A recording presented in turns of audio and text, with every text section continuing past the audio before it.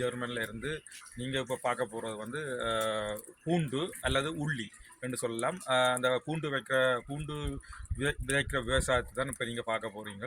நான் வந்து 11 வருட காலமாக இந்த பூண்டை அல்லது உள்ளியன்னு சொல்லலாம். ஓகே, உள்ளியன்னு சொல்லுவோம். அந்த உள்ளியை வந்து நான் வந்து விவசாயம் செய்து வருகின்றேன். ஆனால் அதிலே பயணம் அடைந்திருக்கின்றேன். என்ன நீங்கள் ஏற்கனவே அறிந்திருப்பீர்கள்.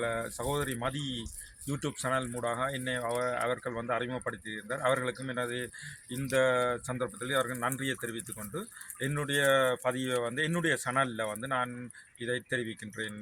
இந்த உள்ளி விவசாயம் செய்ய நான் வந்து இந்த விதைகள் உள்ளி விதைகளை வந்து 3 பிரிவுகளாக வைத்துள்ளேன். இதில் புரட்டாசி கடைசியில், அடுத்தது ஒரு பகுதி ஐப்பசியில், அடுத்தது கடைசியாக இப்போ கார்த்திகையில் வைக்கின்றேன். அதை நீங்கள் இப்போ பார்க்க போகிறீர்கள். இதற்கு முதல் நான் வைத்த பதிவுகள் ஒன்றும் எடுக்கவில்லை. இது இப்போ நீங்கள் முளைத்திருக்கிறத தான் இப்போ பார்க்குறீர்கள். இதன் அறுவடை வந்து ஆவணி மாதத்தில் நாங்கள் ஆவணி மாத நடுப்பகுதியில் வந்து இதை வந்து அறுவடை செய்யலாம்.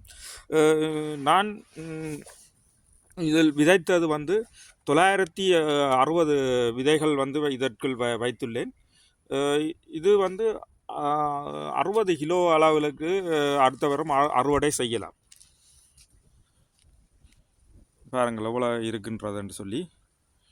இந்த வைக்கோல் வந்து நாங்கள் போடுவதற்கு காரணம் வந்து ஈரப்பதத்தையும் வந்து எடுத்து பிடித்து வைத்திருக்கும், புல் முளைக்காது, அடுத்து இந்த வேர்கள் வந்து சூடாக இருக்கும்.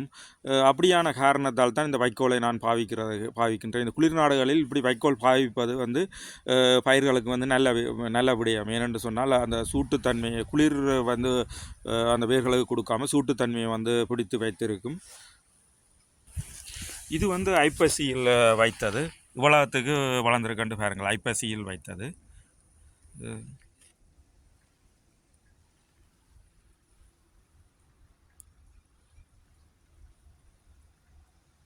இது வந்து புரட்டாசியில் வைத்தது. கார்த்திகையில் வைப்பது நான் பிறகு எடுத்து உங்களுக்கு காட்டுகிறேன். என் பதிவினூடாக எடுத்து காட்டுகின்றேன்.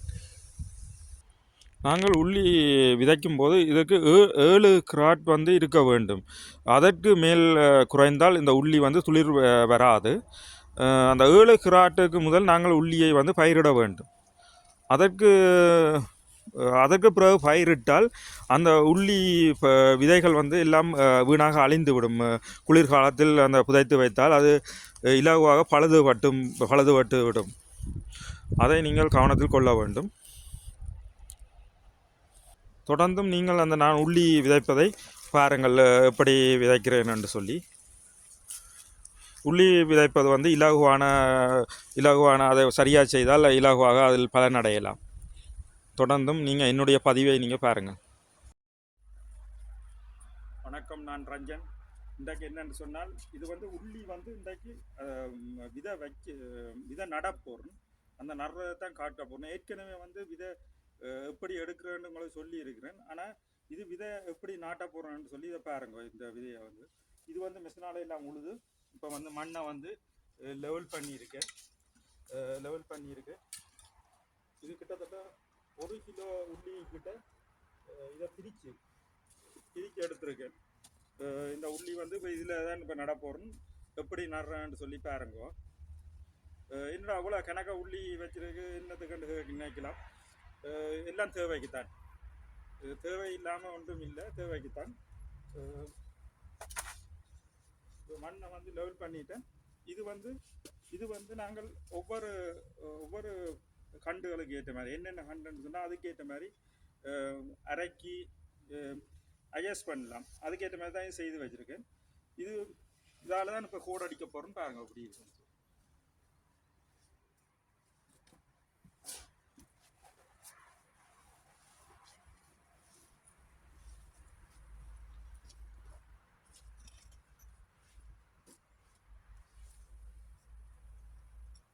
கோடு அடிச்சிட்டு தான் இந்த உள்ளியை நான் வைக்கிறேன். உள்ளியோ சரி, அடுத்து பச்சை மிளகாய் கண்டோ சரி, கத்தரிக்காய் கண்டுகள் எல்லா இதுகளும் இதால் அட்ஜஸ்ட் பண்ணி அதுக்கேற்ற மாதிரி இதை வைக்கிறேன்.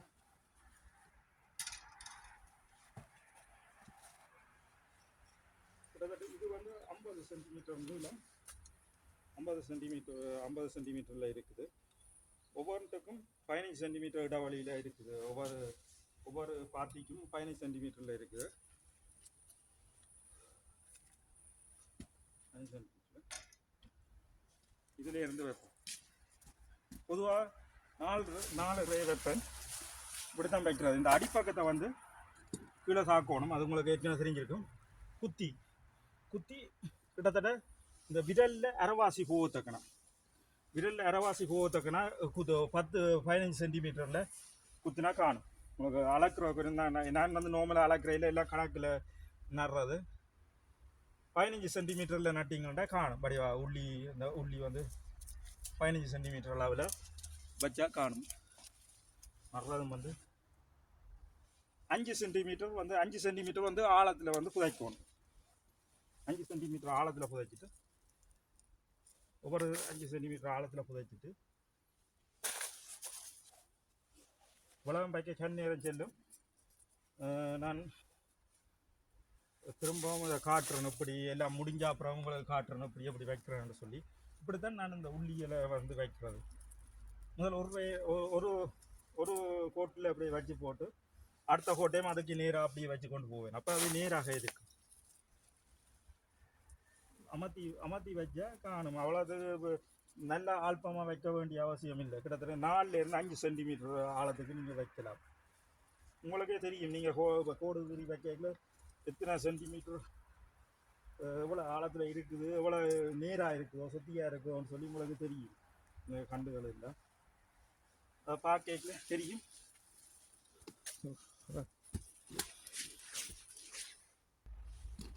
உள்ளியெல்லாம் வச்சாச்சு. ஓரளவுக்கு கிட்டத்தட்ட வச்சுட்டேன்.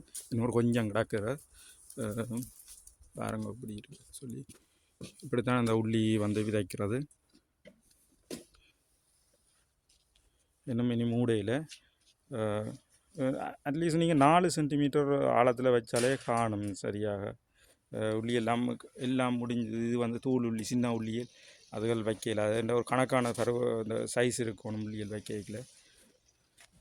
4 அந்த பாத்தி வந்து 4 கோடு இருக்குது. அது இடையில் வந்து நடக்கக்கூடிய மாதிரியும் அப்படித்தான் வைக்கிறேன் நான். இது இனி அடுத்த வருஷம் முளைக்கும். ஆனால் நாங்கள் பொதுவாக வந்து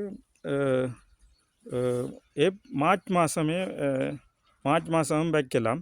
அதில் இருந்து விதை எடுக்கலாம். அது இப்போ வச்சா தான் இதிலிருந்து விதை எடுக்கலாம். அதனால்தான் நான் இது விதையும் எடுக்கலாம். கனகால நீண்ட நாளைக்கு இது பாவிக்கும் இந்த உள்ளி.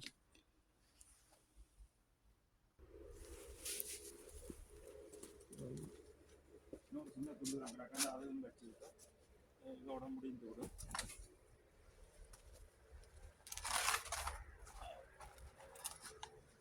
இது வந்து மண் வந்து இலகுவாக மண்ணை வந்து பதப்படுத்தினா நல்ல இலகுவாக அமர்த்துவதற்கு நைஸாக இருக்கும் மண். அப்படி வந்து மண்ணை வந்து பதப்படுத்தணும். அப்படி தோட்டம் செய்கிறேன்னு சொன்னால் மண்ணை வந்து நாங்கள் சரியாக பதப்படுத்தினால் அது வந்து வேர்களை ஊன்றி வளர்வதற்கு நல்ல இலகுவாக இருக்கும். வேறு சும்மா அமர்த்து அப்படியே நைஸாக போகும். அப்படித்தான் நான் நெடுகாலம் இந்த மெஷின்களால் பாவிக்கிறவங்க சும்மா அமர்த்தினோட நைஸாக உள்ள போகும். எல்லாம் ஒரு கிலோ எல்லாம் ஓரளவுக்கு முடிச்சு. பூண்டு வந்து நாங்கள் நிறைய எங்களுடைய உணவில் வந்து நிறைய கறிகளில் சரி கன வகையால் இதுகளில் வந்து நாங்கள் சேர்க்கிறதால அது ஒரு சுவையும் இருக்கின்றது. அதில் ஒரு மருத்துவ குணமும் இருக்கின்றது. அத்தோடு இந்த தோட்டங்கள் செய்யும் போது இந்த பூச்சிகளுக்கு வந்து இது ஒரு விஷத்தன்மை வாய்ந்த பயிர் உண்டு. அதால் பூச்சிகளும் வந்து மற்ற பயிர்களை வந்து இதால் வந்து பாதிப்புகள் வந்து குறைவாக இருக்கும். இந்த பூச்சிகள் வந்து முட்டை போட்டு அதை இனப்பெருக்கம் செய்யாமல் இருப்பதற்காக இந்த மணங்கள் வந்து அந்த பூச்சிகளுக்கு வந்து ஒரு விஷத்தன்மையாக இருப்பதனால் அதிலே இருந்தும் இதை பாதுகாத்து கொள்ளலாம் இந்த பயிர் வைப்பதால். இந்த பூண்டு வந்து போன வருடம் வந்து விதை வைத்து இந்த வருடம் வந்து ஆவணியில் வந்து அறுவடை செய்த பூண்டுகள் தான். அதிலிருந்து தான் தெரிவு செய்து விதைகளை எடுத்து இப்போது வைத்துள்ளேன். அந்த விதைகள்லாம் இந்த இப்போது நீங்கள் பார்க்கின்ற விதைகள் செடிகளாக வளர்ந்திருக்கின்றது. இத்தோடு நான் இந்த பதிவை முடித்துக்கொண்டு மீண்டும் ஒரு நல்ல பதிவோடு உங்களை வந்து சந்திக்கின்றேன். தொடர்ந்தும் என் பதிவை பாருங்கள். நன்றி, வணக்கம். ஜெர்மனியிலிருந்து ரஞ்சன்.